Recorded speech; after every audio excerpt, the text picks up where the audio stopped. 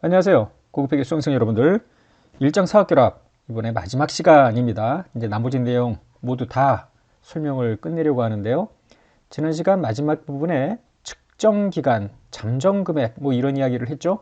측정기간 중에 잠정금액으로 인식한 자산부채가 변동이 되면 영업권을 수정한다. 뭐 이런 소급 적용, 소급 수정한다라는 이야기를 했는데요. 무조건 영업권을 다 수정하고 더 나아가서 영업권의 손상차손까지 수정해야 되느냐? 이거는 아니라는 거죠. 한번 따져보겠습니다. 예 11번인데요. 갑회사는 1년도 4분기에 을을 취득했대요. 을회사 순자산의 일부를 잠정금액으로 측정을 하여 일단 영업권 100을 인식을 한 겁니다. 회사는 영업권의 손상 목적을 위해서 취득한 의뢰사의 두 개의 현금 창출 단위, 즉 CGU1, CGU2 이렇게 나누었는데요. 이렇게 구분을 하고 이 중에 CGU1에다가 요 영업권 100을 모두 배분을 했다. 이렇게 가정을 한 겁니다. 자, 단기말 현재 CGU1, 2의 장부 금액과 회수 가능액 그리고 영업권의 손상 차손이 주어지는데 현금 창출 단위 1, 2로 나누었죠. 자, 순자산 1000인데요. 여기에 영업권 100을 CGU1에다가 배분을 했다는 겁니다. 1년도 말 회수 가능액이 740입니다. 여기는 310이고 그러면 이 CGU1의 장부 금액은 영업권을 포함해서 800인데 740밖에 안 되니 60만큼 손상차손을 인식한 거고요. CGU2는 순자산이 300인데 회수 가능액이 이보다도 높으니까 손상차손은 없습니다. 만약에 310이 아니라 300보다 적더라도 영업권이 배부되지 않았기 때문에 영업권 손상차손은 없다. 뭐 인식할 여지가 없다. 뭐 이런 이야기가 여기에 쓰여져 있죠. 계속 읽어보면 갑회사는 사업결합 이래 잠정금액으로 측정했던 항목을 2년도 1분기 말에 다시 측정을 했대요. 당초 순자산이 20만큼 증가했대. 이때 잠정금액을 수정한 순자산 20이 CGU1을 구성하는 순자산이냐 CGU2를 구성하는 순자산이냐에 따라서 달라진다는 거예요. 무조건 취득자로부터 자산부채를 취득을 하면서 잠정금액으로 측정했던 어떤 자산이 있는데 이 금액이 이후에 변동된다고 하여 영업권이 모두 다 바뀌는 건 아니라는 겁니다. 그래서 요 20이 요 CGU1과 관련되느냐 CGU2와 관련되느냐에 따라서 달라지는데요. 그 내용들을 한번 살펴보겠습니다. 먼저 잠정금액을 수정한 순자산이 CGU1의 개별 어떤 유형자산 중에 하나라고 가정을 해봐요. CGU1은 영업권이 배분된 CGU입니다. 그러면 순자산은 원래 수정하기 전에 700이었는데 이제 720으로 될 거 아닙니까? 그러면 해당 자산을 더 많이 인식했기 때문에 영업권은 덜 인식할 거 아니에요. 20이 올라가면 요 20만큼 줄어들겠죠. 물론 CGU2는 그대로 갑니다. 그러면 어쨌거나 요 내에서 장부 금액이 하나는 올라가고 하나는 내려가니까 그대로 800이라는 CGU1의 현금 창출 단위의 장부 금액은 유지가 되고요. 회수 가능액은 영업권이 어디에 배부됐든 상관이 없을 거 아닙니까? 따라서 60의 손상차손은 그대로 유지가 됩니다. 따라서 영업권이 배분된 CGU와 관련되어 있는 그거를 구성하는 어떤 순자산의 잠정금액이 바뀔 경우에 영업권 금액이 바뀔지더라도 영업권의 손상차손은 무관하다. 이렇게 결론을 내리면 됩니다. 반면에 잠정금액을 수정한 자산이 CGU2와 관련됐어. 요 320이라고 가정해요.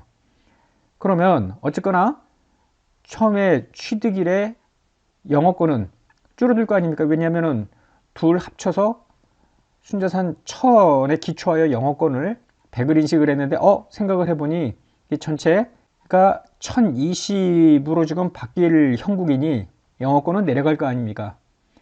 그러면 여기가 지금 780이 되는데 740이기 때문에 이때는 영업권 손상차손을 함께 줄여야 되겠죠. 이 경우에만 영업권 손상차손까지 손을 봐야 된다라고 생각을 하면 되겠죠. 따라서 제가 결론을 내리면은 잠정금액 변동으로 피취득자 순자산이 늘어나면 영업권은 감소합니다. 반대로 피취득자 순자산이 감소하면 영업권은 증가하겠죠. 뭐 이거는 상관이 없는데 즉 앞에서 두 가지 사례 어느 경우이든 영업권은 80으로 20만큼 감소가 되는데 그렇다고 하여 영어권 손상차손도 변동되는 건 아니에요. 어느 CGU를 구성하는 순자산의 잠정금액이 변동되는지에 따라 달라집니다. 그러니까 영어권이 배분되지 않은 CGU를 구성하는 순자산의 잠정금액이 변동되는 경우에만 손상차손 변동이 돼요. 따라서 합병을 했는데 CGU가 단일이야, 하나야, 즉 원투로 구성이 안 됐어. 이거와 관련이 됐어. 여기에 배분이 됐을 거니까 이때는 앞에서 본다면은 배분된 요 하나 단일 CGU라면은 손상차손은 영어권 손상차손은 변동이 없잖아요. 그래서 변동이 없다.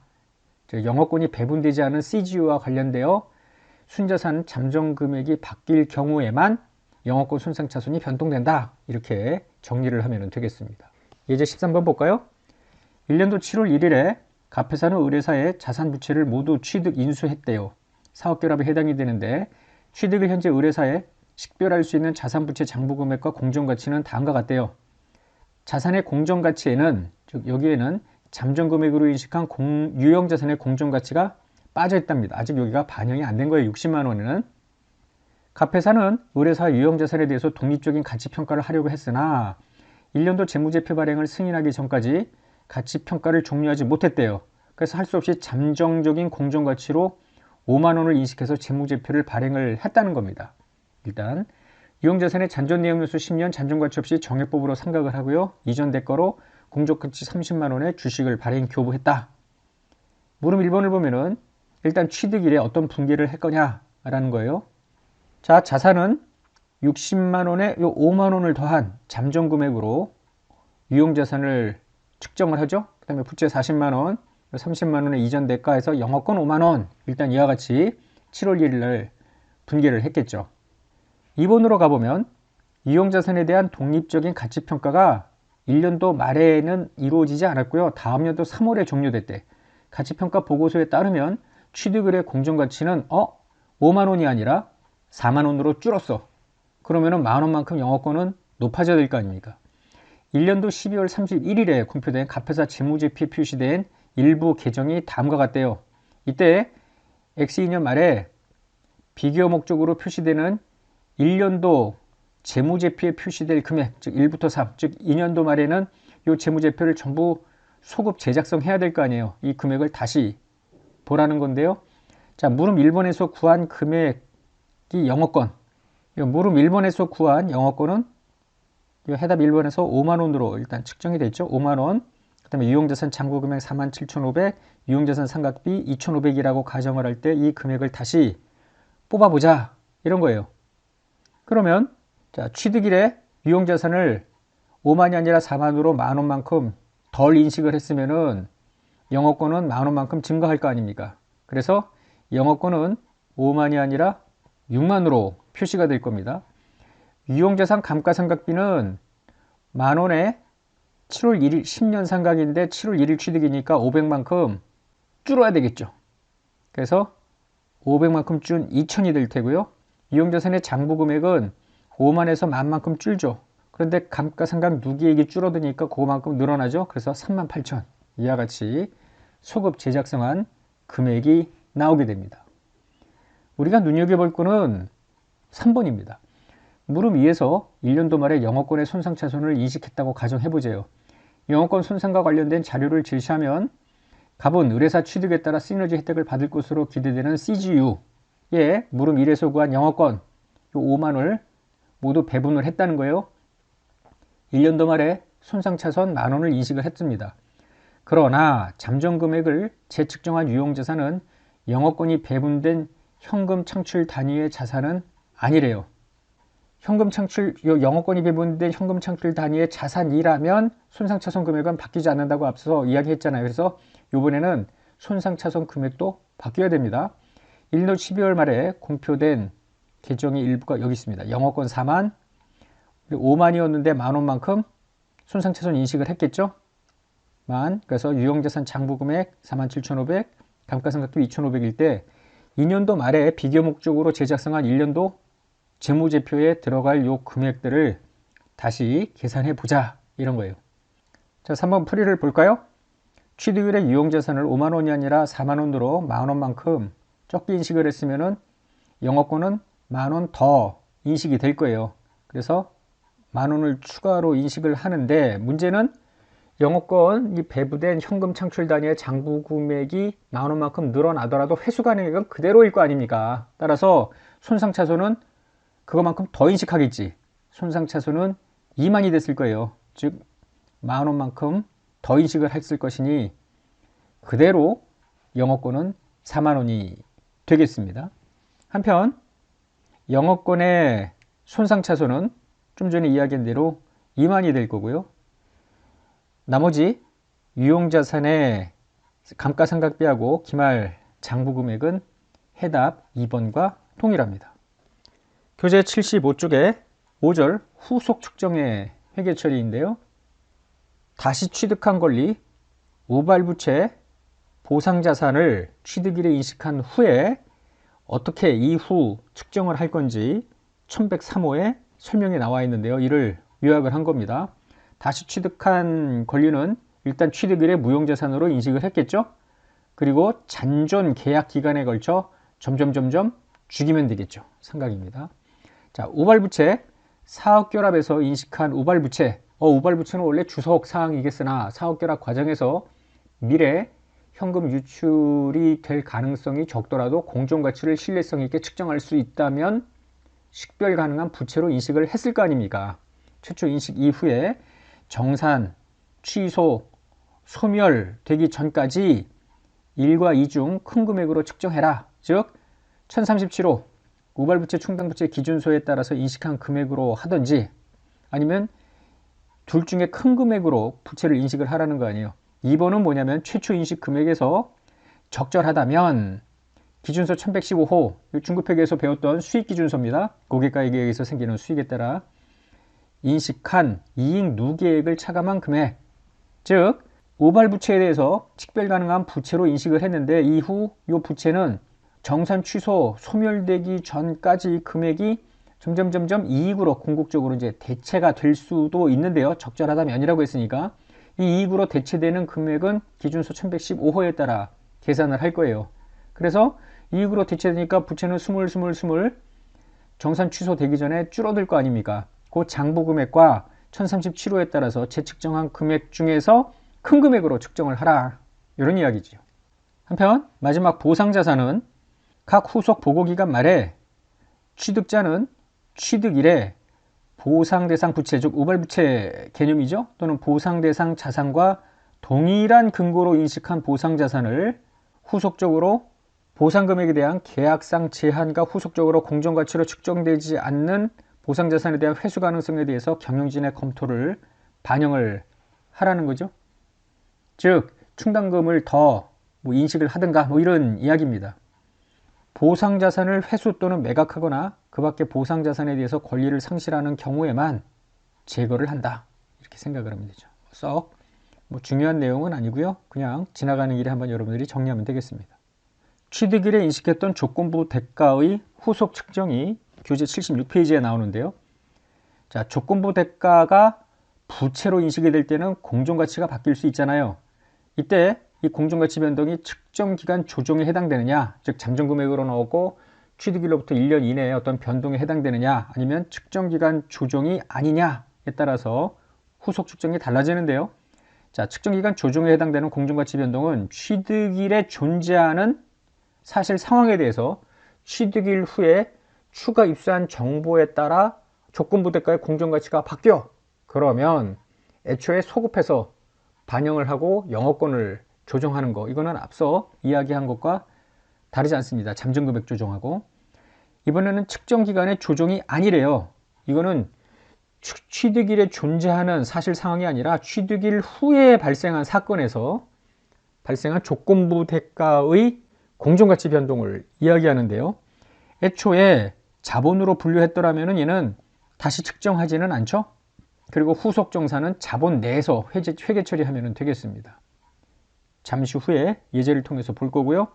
그 밖의 조건부 대가는 부채로 인식을 한 내용이라고 보면 되겠는데, 기준서 1109 금융상품의 적용 범위에 포함되는 지와 무관하게 각 보고기간 말에 공정가치 측정을 하고 그 공정가치의 변동을 당기손익으로 인식을 하자, 이런 겁니다.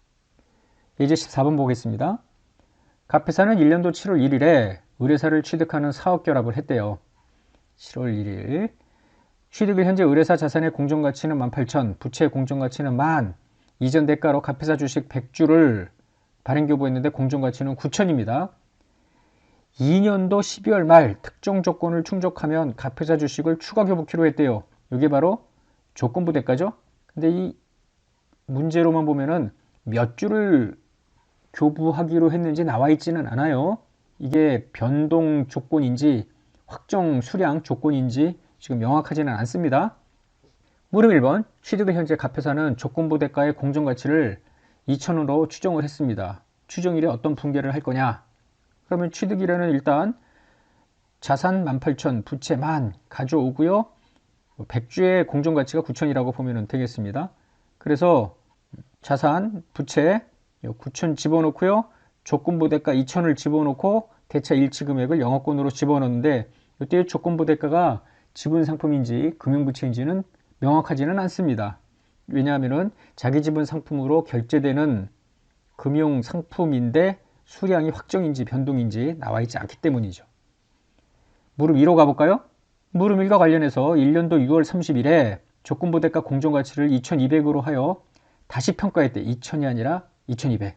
이는 취득일에 존재한 사실과 상황에 대해서 추가 입수한 정보에 따른 거래요. 그러면 취득일로부터 1년 이내이기 때문에 이는 측정 기간에 해당되는 잠정금액 변동이죠. 갑회사가 X2년 6월 30일에 해야 될 회계 처리를 하라는 거죠. 이는 측정기간 조정사항에 해당되기 때문에 소급 조정을 합니다. 취득일에 인식했을 조건부 대가는 2,000이 아니라 2,200, 즉 대변이 200 더 올라갔을 테니 차변의 영업권도 200이 더 올라갔을 거다. 그래서 조건부 대가, 영업권을 각각 200씩 더 올리면 되겠습니다. 3번인데요. 물음 2와 관계없이 2년도 6월 30일에 조건부 대가의 공정가치를 2,200으로 다시 평가했는데 이는 측정기간의 조정사항은 아니래요. 취득하는 순간에 조건부 대가를 자본으로 분류했느냐 금융부채로 분류했느냐에 따라서 이때 회계 처리를 하라는 겁니다. 그러면 이전 대가를 자본으로 분류했다면 공정가치 변동은 인식 안 하잖아요. 만약에 이전 대가를 금융부채로 분류했다면 공정가치 변동, 조건부 대가 이게 부채죠. 부채 올리고 평가손실 올리고 인식하고 뭐 이렇게 끝나면 되죠. 4번. 이 물음 3번과 관련하여 2년도 12월 말에, 이건 2년도 6월 말이고요. 2년도 12월 말에 특정 조건을 충족 못해서 결국 조건부 대가는 사라졌대. 이때 애초에 조건부 대가를 자본으로 분류했을 때하고 금융부채로 분류했을 때로 구분을 해서 이 조건부 대가의 소멸시 회계 처리를 보자라는 겁니다. 이전 대가를 자본으로 분류했을 땐 애초에 공정가치 평가를 안 했어요. 그리고 나서 소멸이 될 때 조건부 대가 빠지면서 자본 내에서 조정하기로 했죠. 그 말은 여기 나오잖아요. 자본 내에서 회계 처리한다 라는 이야기가 있는데요.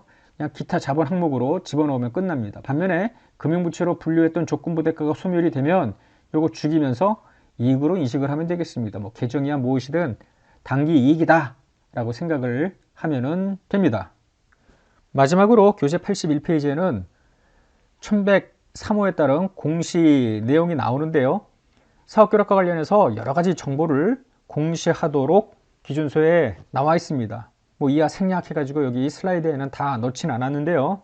여러분들이 시간 있으면 한번 그냥 읽어만 보시면 되겠습니다. 굉장히 많은 내용들을 지금 공시하고 있구나 라고 보시면 되겠고요. 81쪽 교재 얘는 이런 공시와 관련해서 기업들이 실제 합병을 했을 경우에 어떤 식으로 재무제표에 그 주석에다가 이런 내용들을 공시를 했는지 사례를 하나 집어넣었습니다. 자, 모두 7번에 걸쳐서 우리 고급회계 1장 사업결합 회계 처리를 쭉 설명을 했는데요. 어때요? 이 합병에 대한 회계 처리 이제 머릿속에 뭔가 좀 들어왔나요? 지금 취득법에 따른 이 합병 회계 처리를 본격적으로 우리가 3장부터 연결재무제표를 작성하는데 그대로 적용을 할 거예요. 합병이든 나중에 보게 될 연결이든 경제적 실질은 똑같기 때문입니다. 자, 많이 복습하시고요. 나중에 퀴즈를 위해서라도 미리미리 지금 다시 한번 재점검하기 바랍니다. 수고하셨어요. 끝내겠습니다.